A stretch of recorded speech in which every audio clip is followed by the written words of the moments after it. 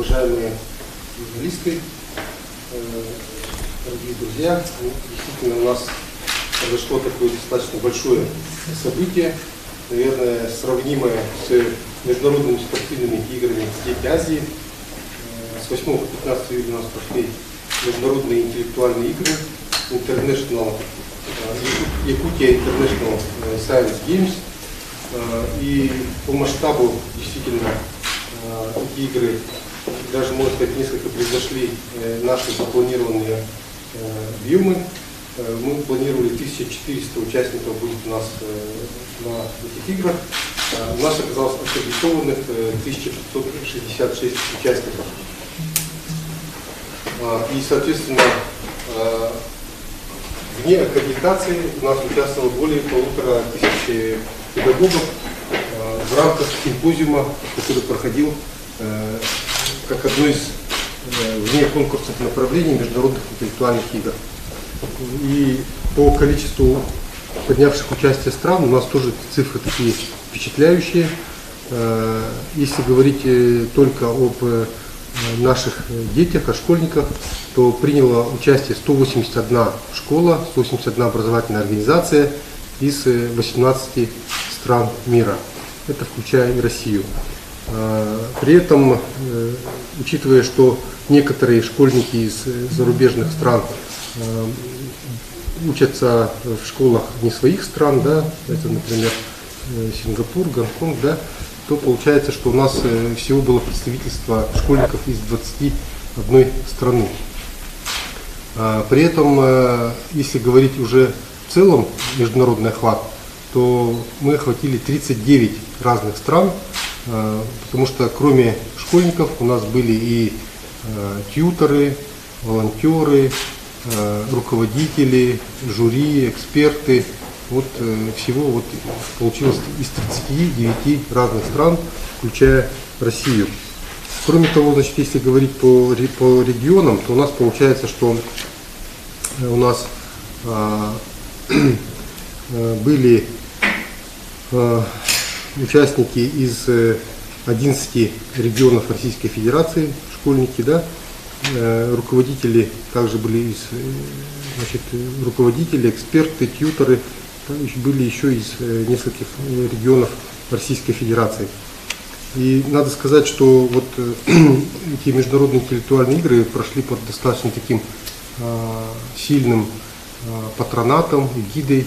То есть эгида нам была предоставлена ЮНЕСКО. Значит, также патронат нас взяла Российская академия наук и международная организация по организации содействию научно-технического творчества молодежи МИЛСЭТ. Это крупная организация, которая имеет представительство порядка 140 стран. Вот. И кроме того, значит, у нас эти игры прошли при содействии Совета Федерации, значит, Российской Федерации, да, Министерства образования и науки Российской Федерации, также и Агентства стратегических инициатив по продвижению новых проектов. И, кроме того, организация приняла участие в межрегиональное общественное движение творческих педагогов, исследований, это всероссийская такая организация. И в рамках международных интеллектуальных игр у нас были значит, мероприятия по 12 направлениям. Значит, 5 из них конкурсные направления. Это Международная олимпиада Туймада по предметам математика, физика, химия, информатика. Значит, это конференция, конкурс International Science Fair. Значит, там было представлено у нас 8 различных направлений, по которым определялись призеры. Также у нас 3 таких современных конкурсных направления. Это 3D-моделирование, IT-хакатон и робототехника. Так, ну, надо сказать, что международные интеллектуальные игры у нас были задуманы уже достаточно давно. Во время последних международных спортивных игр 2016 года значит, главой республики значит, Егором Афанасьевичем Борисовым было провозглашено, что мы от запустили, вот, получается, проект «Международные спортивные игры». Вот, они уже пошли по миру, как вы знаете, в 2020 году они состоят уже в Монголии. Вот, и сейчас мы на территории республики запускаем проект, уже связанный с интеллектуальным творчеством наших детей. И соответствующий указ был подписан уже в июле 2016 года. И в дальнейшем мы целый год работали над концепцией этого мероприятия. Да. Было очень много предложений. И вот мы отобрали наиболее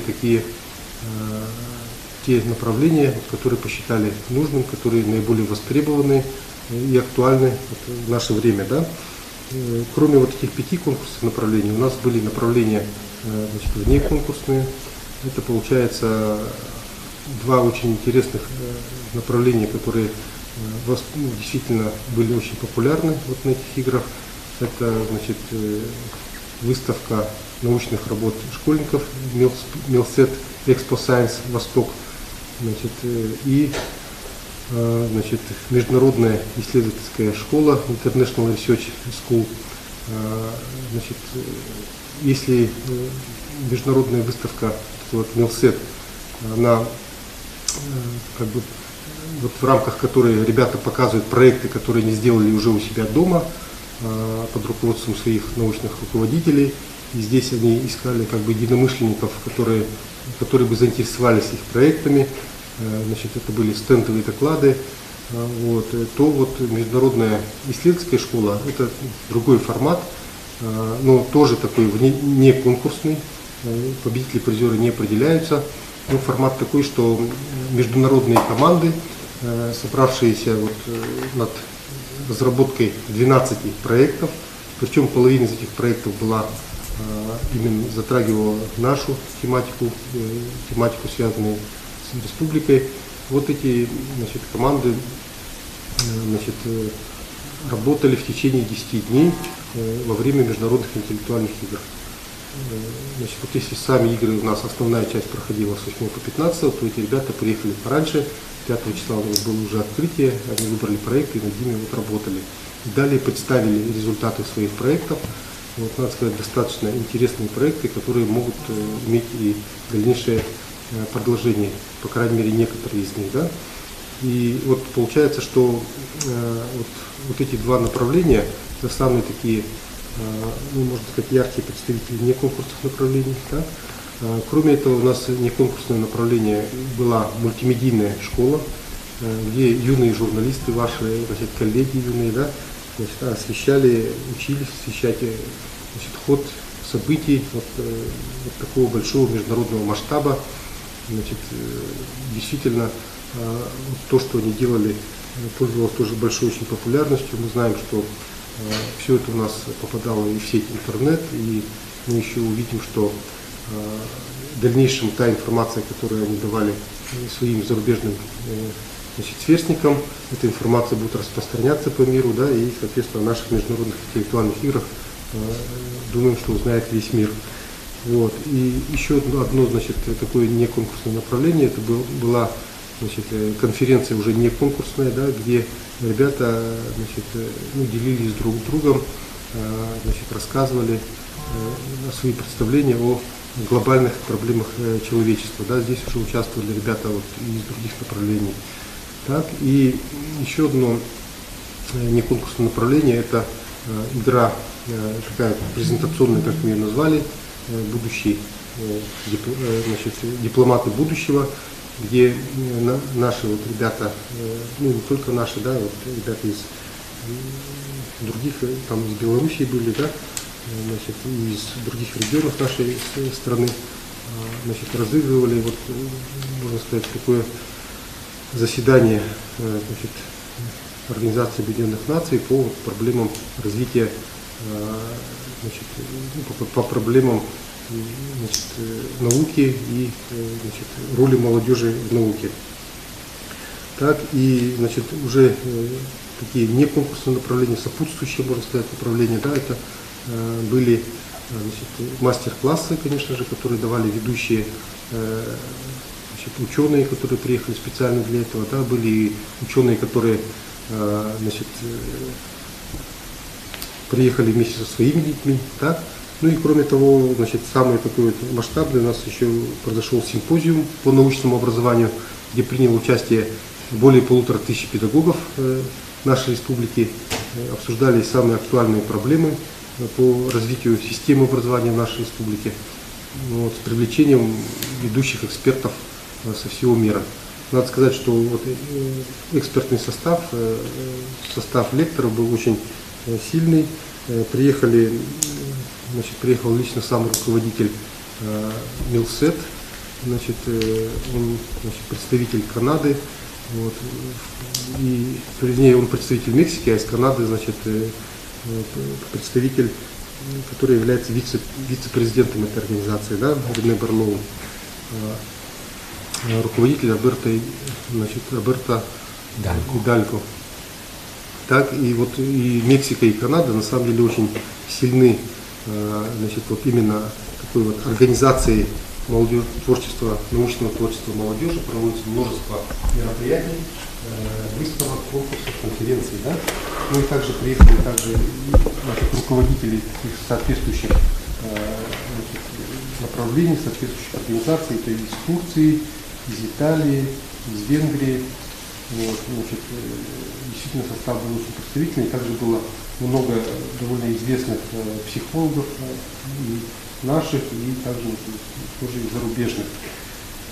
Вот. И поэтому я думаю, что вот тот симпозиум, который прошел в рамках международных интеллектуальных игр, дал такой большой толчок для системы образования нашей республики. Там мы обсудили, как должна развиваться дальше система образования и в области работы с одаренными детьми. Ну и вообще вот, мы как бы поняли в рамках этого симпозиума, да, что нужно работать с каждым ребенком не то чтобы на отбор вот этих одаренных детей, а именно на развитие каждого ребенка. Вот. Ну и, конечно, я бы хотел поблагодарить всех тех организаторов этих большого мероприятия, потому что действительно все гости, участники были очень довольны и содержанием наших игр, и организацией, и, конечно же, все были восхищены, значит, культурой нашей республики, значит, и природой нашей республики. Для многих из них она совершенно уникальна, у них в своих странах у них, соответственно, все по-другому, и поэтому то, что даже мы видим как некоторые обыденность, они воспринимают совершенно по-другому, да, поэтому все было вот с этой точки зрения замечательно. Вот. Ну и, конечно, я считаю, такое самое, на самом деле, значительное достижение, то, что наши дети нашли, можно сказать, себе друзей, единомышленников из других стран, которые интересуются также вот развитием науки, техники, ну и вообще вот общих таких проблем человечества, да, и надеюсь, что вот дальнейшее их содружество мы, взрослые, постараемся поддержать с тем, чтобы у нас произошли какие-то совместные и в будущем мероприятия, и исследования, ну и мы могли бы, допустим, производить какие-то обмены педагогами, обмены академические нашими школьниками. В общем, здесь работа на самом деле впереди тоже непочатый край.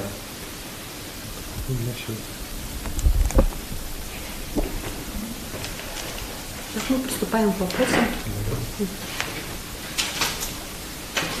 Вот какие-то конкретные проекты уже есть, да, по усилению работы с талантливыми школьниками именно в районах, на слегах? Здесь мы возлагаем надежды, во-первых, на создание вот сетевого взаимодействия, основная роль в котором будет возлагаться на создаваемую сеть Илдархан. Вот в рамках симпозиума мы также обсудили, как это может происходить. Да? То есть каждый ребенок в любом населенном пункте, в любой школе должен иметь возможность раскрыть свои задатки, свои способности при помощи значит, опорных школ этой сети Улдархан, которая должна быть в каждом районе. Да? И вот опорные школы, они уже работают с школами-лидерами сети Улдархан, а эти лидеры, они должны, соответственно, работать уже с лучшими образовательными организациями, лучшими образовательными системами всего мира. Поэтому мы надеемся, что таким образом у нас каждый ребенок может раскрыться максимально. А какое-то решение о следующих играх, о периодичности принято или еще до сих пор обсуждается? Мы сейчас заняты анализом всех деятельностей, всех направлений этих игр, да, и, соответственно, мы должны проанализировать, что у нас получилось, что нужно совершенствовать, да, и действительно смотреть, что оказалось эффективным, от чего, может быть, надо будет отказываться или совершенствовать, да. Вот, после этого мы внесем наши предложения на уровень руководства республики, да, и, соответственно, я думаю, что решения будут приняты, исходя из этого анализа. Ну, на скидку я могу сказать, что, конечно, такое первые впечатления, что действительно международные интеллектуальные игры получились. И самое главное сейчас нам получить от этого какой-то определенный результат для системы образования. Если нам это удастся, то международные интеллектуальные игры себя, будем считать, что они себя оправдают и должны быть регулярными. Вот. А так, значит, у нас есть мероприятия, которые мы задумываем проводить, может быть, и чаще, да, может быть, раз в год, да. Это International Science Fair, это конференция, конкурс, да. Получается, что эта конференция, такого рода конференции проводятся во многих странах. Да, конференции конкурс, наверное, самый известный это Intel Science Fair, который проводится в Америке, да, значит, который собирает более 1000 участников и уже действует на протяжении более чем 100 лет. И из этой конференции выросло, значит, порядка 2 десятков нобелевских лауреатов. Да? И, конечно же, весь свет, можно сказать, научной науки во многом выходит из таких вот конференций. Да? И вот на симпозиуме мы обсудили, что олимпиадные направления, они сейчас, в свое время они были очень такие востребованные, потому что выявляли одаренных детей по всей стране. Вот мы являемся, Советский Союз тогда еще, да, был страной, где было очень популярно олимпиадное движение, и у нас в республике тоже популярно, да. Вот, действительно позволяло выявлять способных детей и дальше с ними работать, да. Значит, сейчас вот у нас как бы парадигма меняется, получается, что надо работать, во-первых, со всеми детьми, да, во-вторых, вот, в эпоху перемен, очень быстрого развития науки и технологий, важным становится уже командная работа. Не индивидуальная, которая, как правило, в Олимпиаде, да, а командная работа. И поэтому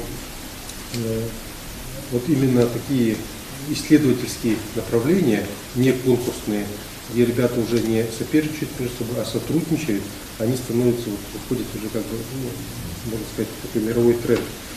Вот. Поэтому мы собираемся International Science Fair проводить более регулярно.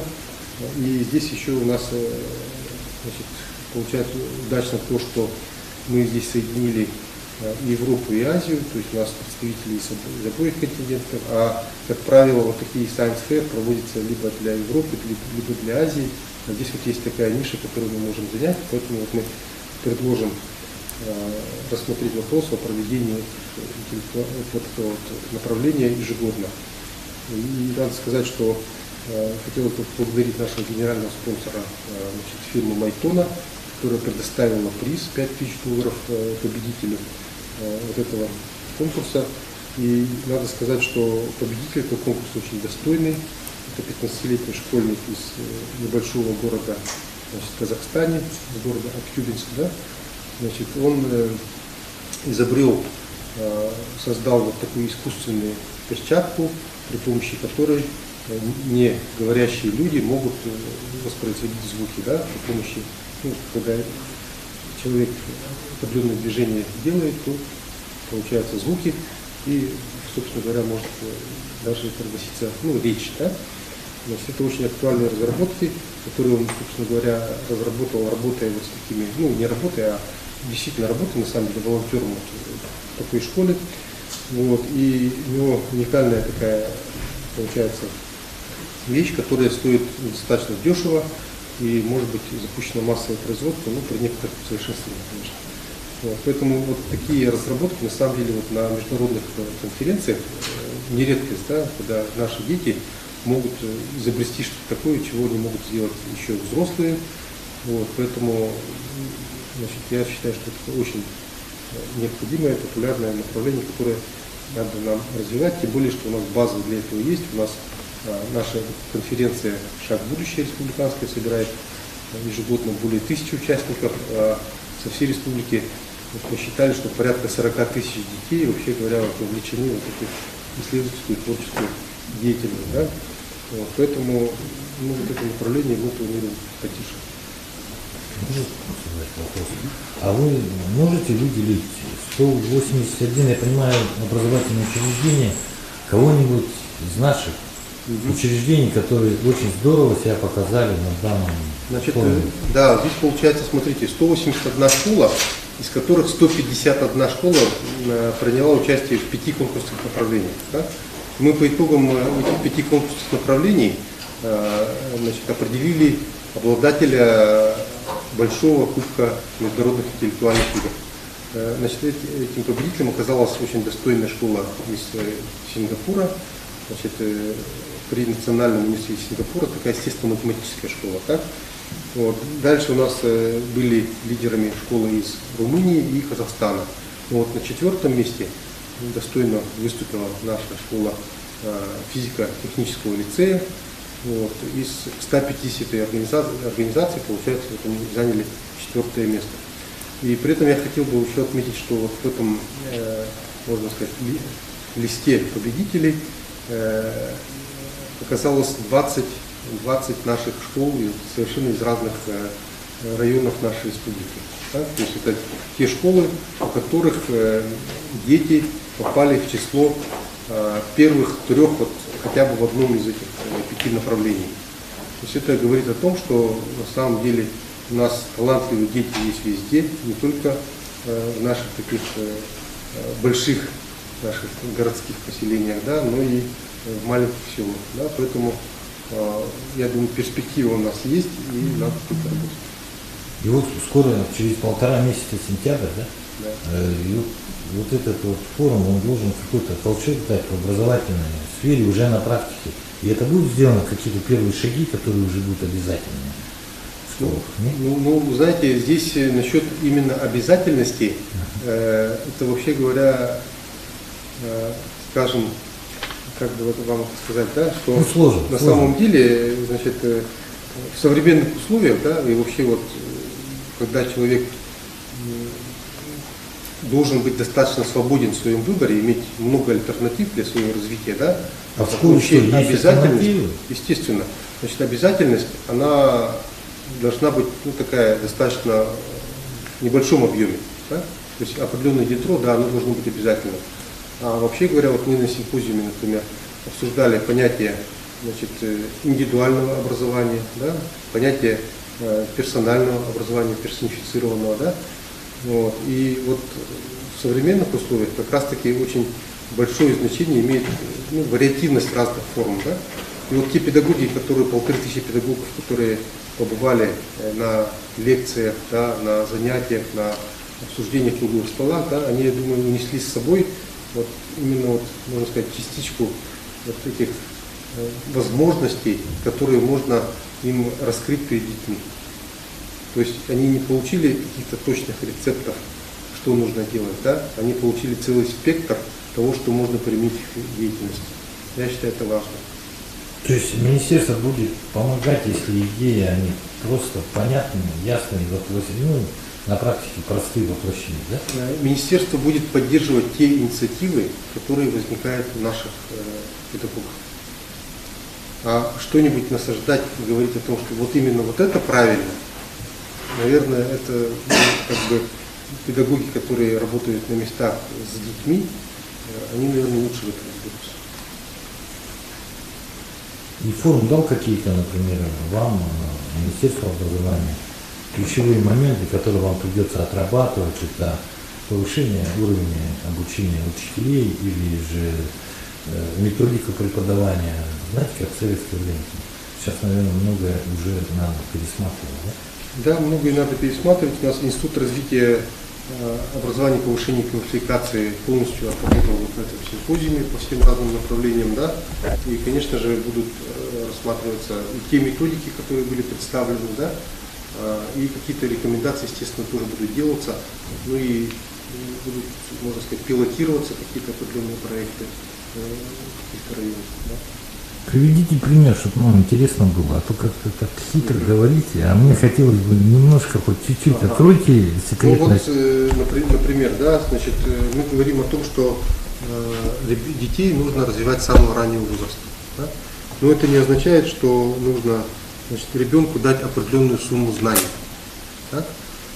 Нужно ребенку дать возможность выбора из того, что вообще возможно есть у нас. Да? Вот, то есть если ребенок, например, будет иметь возможность заниматься музыкой, заниматься изобразительным искусством, заниматься шахматами, робототехникой, да, читать, значит, писать и так далее, да, то в принципе ребенок сам может примерно для себя определить, что ему интересно.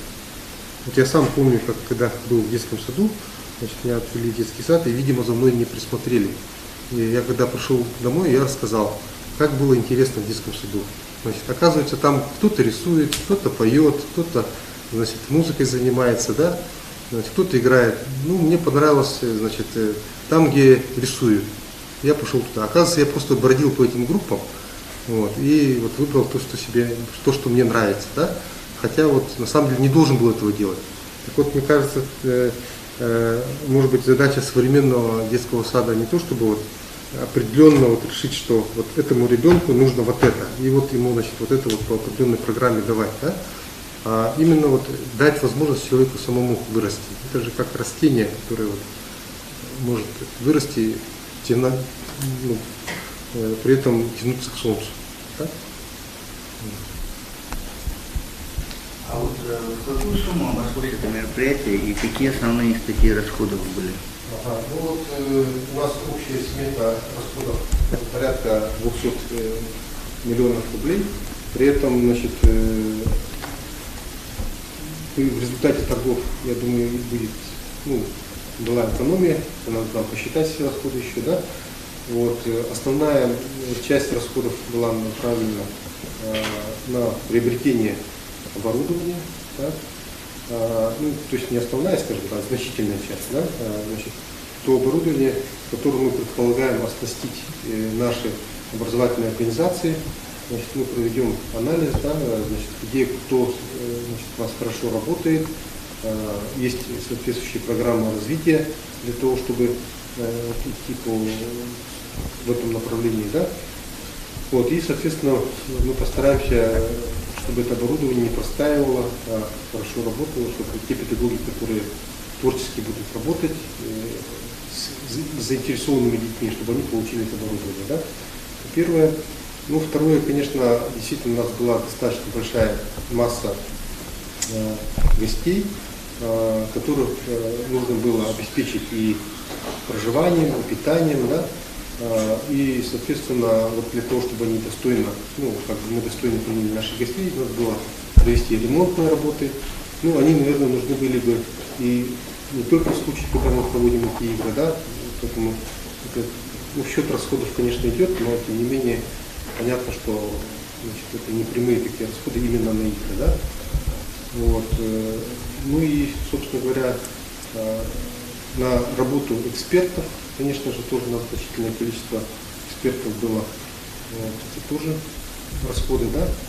Я думаю, что расходы, те, которые мы сейчас понесли, мы должны постараться максимально эффективно отработать вот те наши зародившиеся проекты, связи, которые у нас появились, отработать, чтобы они принесли свои плоды.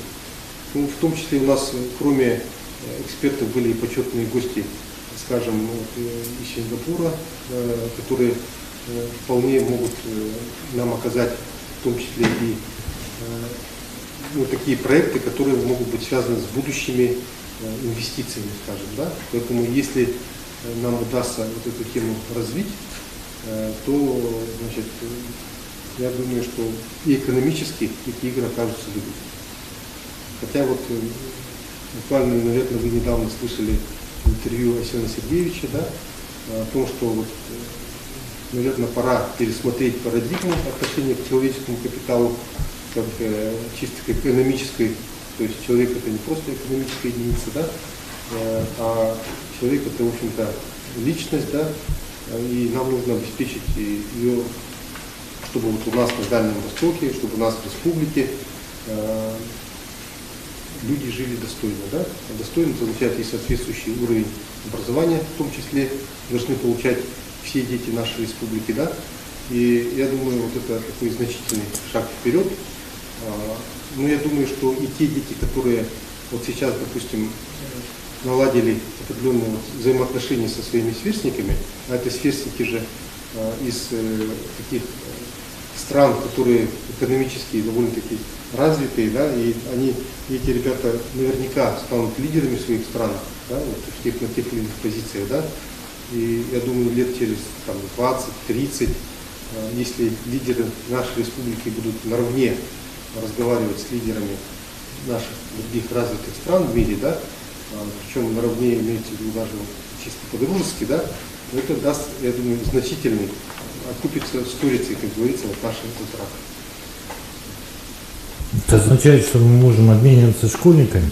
Вот сейчас вот мы должны, значит, проработать этот вопрос. Вот действительно, значит, международные школы, значит, и Сингапура, и Гонконга, и Кореи, например, да, они имеют возможность принимать наших школьников. Имеют возможность. Но для того, чтобы это осуществить на деле, необходимо, значит, чтобы наши дети имели соответствующий уровень подготовки, отвечали тем требованиям, которые есть в этих школах. Так? Во-первых, а во-вторых, все равно это некоторые финансовые расходы. Так? Вот. Поэтому здесь вот надо или суметь привлечь те школы к нам, чтобы был какой-то обмен, например, да, для чего мы, например, вот сейчас развиваем Малую академию наук, да, строится учебно-лабораторный корпус с интернатом, вот мы думаем, что там у нас будет такой научно-образовательный центр такого мирового уровня, куда мы сможем привлечь, например, иностранных школьников, да, и тогда мы сможем, значит, отправить наших школьников. Да, и, соответственно, тех детей, которые получили вот такое международное образование, конечно, кругозор, знания, значит, опыт будет значительно шире, и республика сможет лучше интегрироваться в мировое пространство. Я продолжу мысль, значит, еще и учителя будут. Совершенно верно. То есть оттуда будут учителя, или мы туда будем? Совершенно верно. Мы вот сейчас проводим такую достаточно значительную работу без относительных МИИ, да, о том, чтобы готовить и учителей, и управленцев, значит, с привлечением международных, значит, наших преподавателей и, значит, с применением международных методик. Вот буквально недавно у нас был, значит, генеральный секретарь профсоюза учителей Сингапура Майк Тируман, провел трехдневный семинар, где у нас более 70 учителей, точнее не учителей, а лидеров своих образовательных организаций, руководителей приняло участие. Вот. Также вот у нас в рамках августовского совещания должны приехать, значит, руководитель департамента образования в Хельсинки, значит, Лиза Пахалайнен, и руководитель лучшей, наверное, школы города Хельсинки, Ресу Лука. Вот. И мы должны подписать соглашение и вот, соответственно, работать, получается, вот с такими лучшими образовательными системами, чтобы наши учителя могли получить такой вот опыт и перенять те методики, которые имеются в тех образовательных системах, которые сейчас зарекомендовали. Это и Сингапур, это и Хельсинки, это лучшие образовательные системы. Скажите, пожалуйста, все ребята наши на английском языке выступали, да? Да, значит, рабочий язык международных интеллектуальных игр был английский. Только английский. Да, английский. Поэтому, И никто на якутском не выступал, да? ну, вот, может быть, если, вот, например, в рамках выставки Милсет, если подходили вот, значит, жители города Якутска,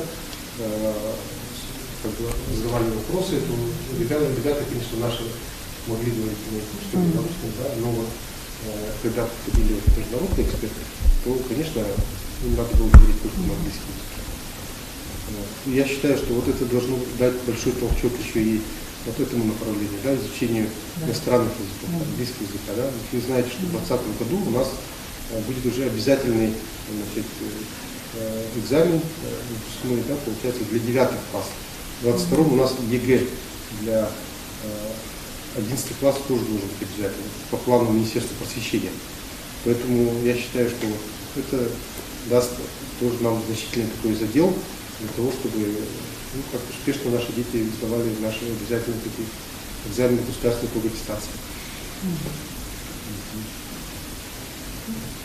Спасибо большое.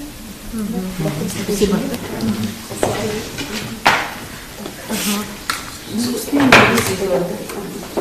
Так, еще раз решили попробовать на улице прямое включение.